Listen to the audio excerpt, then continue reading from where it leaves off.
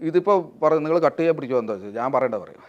വീട്ടിലിരുന്നിട്ട് പുറത്തേക്ക് ഇറങ്ങാതെ ഇതിൻ്റെ ഉള്ളിൽ തന്നെ ഇരുന്നിട്ട് പുറത്തേക്ക് ഇറങ്ങാതെ ഈ കാണുന്നത് മാത്രമാണ് ലൈഫ് എന്ന് വിചാരിച്ചിട്ട് ജീവിതം തള്ളി നിൽക്കുന്ന ഇവർക്കുണ്ടാകുന്ന ഫ്രസ്ട്രേഷനാണ് ഈ പറയുന്ന കമൻറ്റിലൂടെ പുറത്തു വരുന്നത് എന്ന് ഞാൻ പറയും.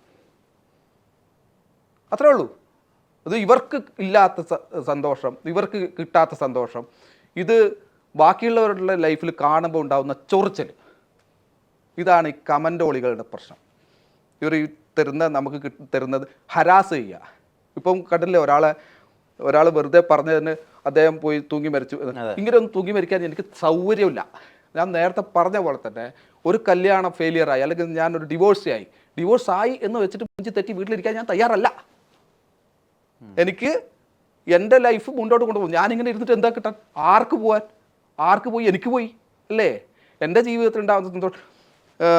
അമ്മയായിട്ട് പരിചയപ്പെടുന്നതിന് മുമ്പ് വരെ എന്ന് വെച്ചാൽ ഡിവോഴ്സ് ആയിട്ടുള്ള ഒരു 2 വർഷക്കാലം ഞാൻ ഭയങ്കര ഡിപ്രഷനിലായിരുന്നു. ഡിപ്രഷൻ എന്ന് പറഞ്ഞാൽ ഞാനൊരു റൂമിൽ അടച്ചിരിക്കുമായിരുന്നു. ഒരു വീട്ടിൽ ഞാൻ ഒറ്റക്ക് ഒരു റൂമിൽ ഉള്ള ഒരു 1 BHK, അതിൻ്റെ ഉള്ളിൽ ഞാൻ പുറത്ത് പോലും ഇറങ്ങാതെ ഇങ്ങനെ ഇരിക്കും. വർക്കില്ല ഇവിടെ എന്ന് വെച്ചാൽ ഫുൾ നെഗറ്റീവാണ്. എനിക്ക് പുറത്തിറങ്ങാൻ പറ്റുന്നില്ല. എനിക്ക് ടെൻഷൻ, ഇങ്ങനെയുള്ള ഡിപ്രഷൻ ഉള്ള കാര്യങ്ങൾ, ബാക്കിയുള്ള കള്ളുകൂടി, കഞ്ചാവടി, ഇങ്ങനെയുള്ള പല കാര്യങ്ങളിലോട്ട് ഞാൻ പോയിട്ടുണ്ട്.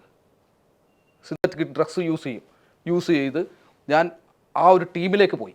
രാവിലെ മുതൽ വൈകുന്നേരം പോയി കഴിഞ്ഞ് കഴിഞ്ഞാൽ അവിടെ നിന്ന് സിനിമയെ പറ്റിയുള്ള അതെനിക്കിഷ്ടമുള്ള വിഷയമാണ്. സിനിമയും ഇതിനെ പറ്റിയുള്ള ചർച്ചകളും കാര്യങ്ങളും രാവിലെ വെളുക്കെ വരെ ഇരുന്ന് വലിക്കും ഇതൊക്കെ ആയിട്ട്. പക്ഷേ ഈ എല്ലാ സാധനങ്ങളിൽ നിന്നും എനിക്ക് മോചനം വന്നത് എനിക്ക് അമ്മയെ പരിചയപ്പെട്ടതിന് ശേഷം. അവളെ പരിചയപ്പെടുന്ന അപ്പോഴും ഞാൻ ഇതൊക്കെ യൂസ് ചെയ്യുന്നുണ്ട്. അല്ല, അതുവരെയും ഉപേക്ഷിക്കപ്പെട്ടു അങ്ങനെയാണെന്നോ തോന്നിയിരുന്നത്? ഉപേക്ഷിക്കപ്പെട്ടു നമ്മൾ ഒന്നെന്താ അറിയോ, നമ്മൾ വലിയ കാര്യത്തിൽ വിചാരിച്ചിരുന്ന ആരൊക്കെയോ നമ്മളെ വേണ്ടാന്ന് വെച്ചു, അങ്ങനെയായിരുന്നു മനസ്സിൽ തോന്നിയിരുന്നത്? അങ്ങനെയല്ല. അതിൻ്റെ ഒരു മാനസികാവസ്ഥ എങ്ങനെയാ പറയാ, നമ്മൾ പെട്ടെന്ന് ഒറ്റപ്പെട്ടു പോകുന്ന ഒരു അവസ്ഥയുണ്ട്. എന്ന് വെച്ചാൽ ബാക്കിയുള്ളവർ പറയുന്ന കുത്തുവാക്കുകളും അവനെ ഇട്ടിട്ട് പോയല്ലോ, ഇതായി പോയല്ലോ എന്നൊക്കെ പറഞ്ഞിട്ടുള്ള പിന്നെ നമുക്കൊരു വിരക്തിയാ. ഇനിയിപ്പോൾ എന്ത് പുല്ല് എന്ന് വിചാരിച്ചിട്ട് ആണുങ്ങൾ പൊതുവെ അങ്ങനെയാണ്. അവർക്കൊരു ഒരാൾ സപ്പോർട്ട് ഇല്ലെങ്കിൽ, ഒറ്റപ്പെട്ട് ജീവിക്കുന്നുണ്ടെങ്കിൽ, ഇത് ഒന്നുമില്ലാതെ മീൻസ് ഈ ലഹരി വസ്തുക്കളൊന്നുമില്ലാതെ വെള്ളമടിയോ ഒന്നുമില്ലാതെ ജീവിക്കുന്നുണ്ടെങ്കിൽ അയാളെ സമ്മതിക്കണം. അതൊരു ഭയങ്കര പവറുള്ള ആൾക്കാർക്ക് പറ്റും. സാധാരണ എന്നെ പോലെയുള്ള സാധാരണപ്പെട്ട ആൾക്കാർക്കൊന്നും അത് പറ്റുന്ന എനിക്ക് തോന്നുന്നു. അപ്പോൾ ഇതിലേക്കൊക്കെ അങ്ങ് പോകും, സ്വാഭാവികമായും പോകും, ഇതിലേക്ക് പോകും, നമ്മൾ വഴിതെറ്റി പോകും എന്നുള്ള ഷുവറാണ്. അതിന് നമുക്കൊരു പാർട്ട്ണർ വേണം എപ്പോഴെങ്കിലും. ഇതിനിടയിൽ ഇങ്ങനെ നടക്കുന്ന സമയത്താണ് ജയ്സേട്ടൻ, ഇപ്പം നമ്മുടെ ഗുമസ്തനിലെ ജയ്സേട്ടൻ ഞങ്ങൾക്ക് ഭയങ്കര സുഹൃത്തുക്കളാണ്. അപ്പം ജയ്സേട്ടൻ ഒരു പ്രാവശ്യം ഇങ്ങനെ ഇരുന്ന് ഇതൊക്കെ തന്നെ കള്ളുകൂടി കമ്പനി തന്നെ ഇരിക്കുന്ന സമയത്ത് ജയ്സേട്ടൻ എന്നോട് പറഞ്ഞു, ജിഷ്ണ, നമ്മുടെ ജീവിതത്തിൽ ഒരു പാർട്ട്ണർ വേണം, ഒരു ഭാര്യ അല്ലെങ്കിൽ ഒരു പാർട്ട്ണർ നമുക്കെപ്പോഴും ആവശ്യമാണ് എന്ന് വെച്ചാൽ. ജയ്സേട്ടൻ പറഞ്ഞു, എൻ്റെ ഈ 2 കൈയും കാലും ഒടിഞ്ഞിട്ട് ഞാനിങ്ങനെ കിടക്കുന്ന ഒരു സിറ്റുവേഷൻ ഉണ്ടായിരുന്നു ലൈഫിൽ. ഇത് രണ്ടും നമുക്കൊരു ബാത്റൂമിൽ പോകാൻ, നമ്മളൊന്ന് കുളിപ്പിക്കാൻ, അല്ലെങ്കിൽ നമ്മുടെ പ്രാഥമിക കർമ്മങ്ങൾ നിർവഹിച്ച് തരാൻ ഒരാൾ, അത് നമുക്ക് അമ്മയെ കൊണ്ട് ചിലപ്പോൾ പറ്റുന്നില്ല, നമ്മൾ മുതിർന്ന ഒരാളാണ്, പക്ഷേ അതൊരു പാർട്ട്ണറെ കൊണ്ട് പറ്റും, അല്ലെങ്കിൽ ഒരു വൈഫിനെ കൊണ്ട് പറ്റും. അപ്പം ഞാൻ പറഞ്ഞു, എനിക്ക് എൻ്റെ ജീവിതത്തിൽ, അത് ഞാനിപ്പോഴും പറഞ്ഞു, എൻ്റെ ജീവിതത്തിൽ ലൈഫിൽ ഒരു മാരേജോ അങ്ങനെയുള്ള ഇതൊന്നും ഇല്ല.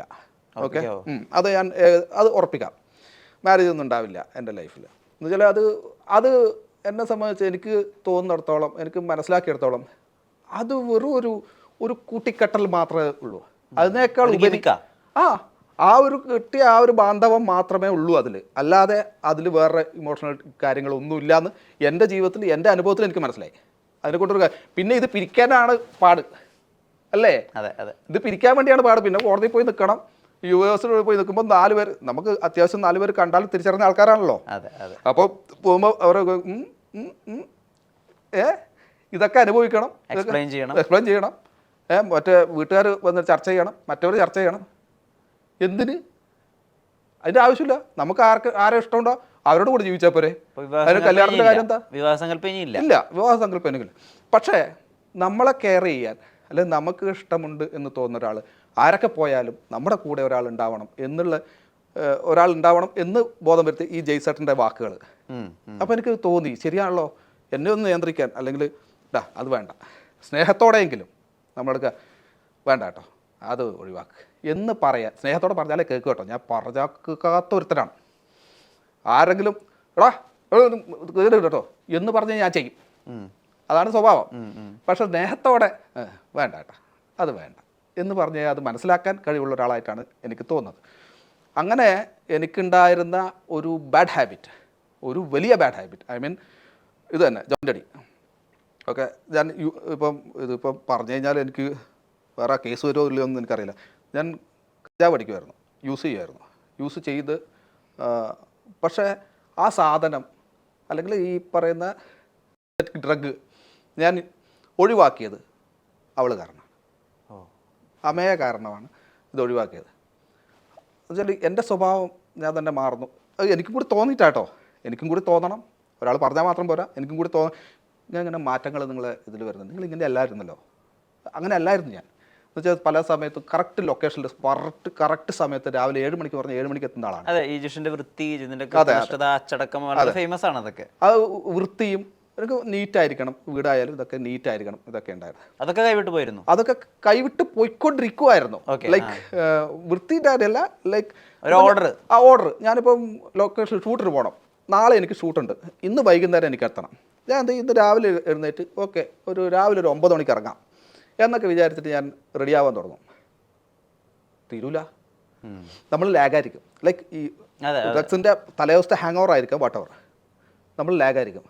പാക്ക് ചെയ്യുന്നു, അപ്പോൾ എന്താ പറയുക പോയിട്ട് ഒരെണ്ണം വലിക്കാം, എന്നെ വലിക്കും, വീണ്ടും താഴെ വരും, ഇറങ്ങി വീണ്ടും ഇനി കുറച്ച് ഭക്ഷണ ചായ എന്നൊക്കെ കുടിക്കാം, ചായ കൂടി. ഞാൻ രാവിലെ 9 മണിക്ക് ഇറങ്ങാം എന്ന് വിചാരിക്കുന്നത് ഞാൻ ഇറങ്ങുന്നത് രാത്രി 10 മണിക്കായിരിക്കും. അപ്പോൾ അതിൻ്റെ ആ ഒരു ഓർഡർ ലൊക്കേഷനിലൊക്കെ കറക്റ്റ് സമയത്ത്. പിന്നെ ഞാൻ അഭിനയിക്കുമ്പോഴൊന്നും ഞാൻ ഇത് യൂസ് ചെയ്യില്ല, എന്ന് വെച്ചാൽ അതെൻ്റെ ഒരു തൊഴിലാണ്. എന്ന് വെച്ചാൽ തൊഴിലിൽ നമ്മൾ സ്റ്റേജിൽ കയറുമ്പോഴോ അല്ലെങ്കിൽ നമ്മൾ തൊഴിൽ ചെയ്യുമ്പോഴോ ഇല്ല, അതിന് ശേഷം ഞാൻ എന്ത് ചെയ്യുന്നു അതാർക്കും നോക്കണ്ട. അതെ അതെ, അതിന് ശേഷം ചിലപ്പോൾ നമ്മളത് യൂസ് ചെയ്തിട്ട് നല്ലൊരു സിനിമയൊക്കെ കണ്ടിരിക്കുക, അതൊരു വേറെ വൈബായിരിക്കും. അല്ലെങ്കിൽ ഫ്രണ്ട്സിൻ്റെ കൂടെ പോകുമ്പോഴൊക്കെ എനിക്കൊരു 2-3 വർഷത്തോളം ഉണ്ടായിരുന്ന ആ ഒരു ബാഡ് ഹാബിറ്റ് ഒരു ദിവസം കൊണ്ട് കറക്റ്റായിട്ട് പറഞ്ഞു ജൂലൈ 10-ാം തീയതി ഇന്നത്തേക്ക് ഇത് July, August, September, October, November, December അല്ലേ, ഡിസംബർ 5 മാസം ആവാൻ പോകുന്നു. 3 വർഷത്തോളം ഉണ്ടായിരുന്ന ഒരു ബാഡ് ഹാബിറ്റ്, മോശം ലൈഫ് സ്റ്റൈൽ ഞാനത് പൂർണ്ണമായും നിർത്തിയിട്ട് 5 മാസത്തോളമായിരുന്നു. എൻ്റെ അടുത്ത് ഒരു ഡോക്ടർ പറഞ്ഞു നിങ്ങളെ കൊണ്ട് ചിലപ്പോൾ നിർത്താൻ പറ്റിയെന്ന് വരില്ല, എന്ന് വെച്ചാൽ നിങ്ങളൊരു 3rd സ്റ്റേജിലെത്തിയിരിക്കുകയാണ്. ഡെയിലി യൂസ് ചെയ്തിട്ടുണ്ടെന്നാണ്, വിശ്വസിക്കാൻ പറ്റുന്നില്ല. ബാക്കിയുള്ളവർക്ക് മനസ്സിലാവില്ല, അത് മനസ്സിലാവും, അടുത്ത് നിൽക്കുന്നവർക്ക് മനസ്സിലാവും ഇതിലോട്ട് മാറുന്നു. എനിക്കത് മനസ്സിലാക്കാൻ പറ്റില്ലെന്ന് വെച്ചാൽ ഞാൻ ഇപ്പോൾ മറ്റു ഷോകളിലൂടെ ആയാലും അല്ലെങ്കിൽ സീരിയലിലൂടെ ആയാലും, ഐ മീൻ സീരിയലിന്റെ ഈ BTS അല്ലെങ്കിൽ മറ്റ് ഭാഗമായിട്ടുള്ള റിയാലിറ്റി ഷോസ് ഉണ്ടല്ലോ, സ്റ്റാർ മാജിക്, അതിൽ വളരെ ജോവിയലായിട്ടുള്ള ഒരു മനുഷ്യനെ ഞാൻ കണ്ടിട്ടുള്ളൂ, ചിരിച്ച് കളിച്ച് കൗണ്ടർ. പക്ഷെ എന്നിലേക്ക് തന്നെ ഞാൻ ഒതുങ്ങി കൂടിക്കൊണ്ടിരിക്കുവായിരുന്നു.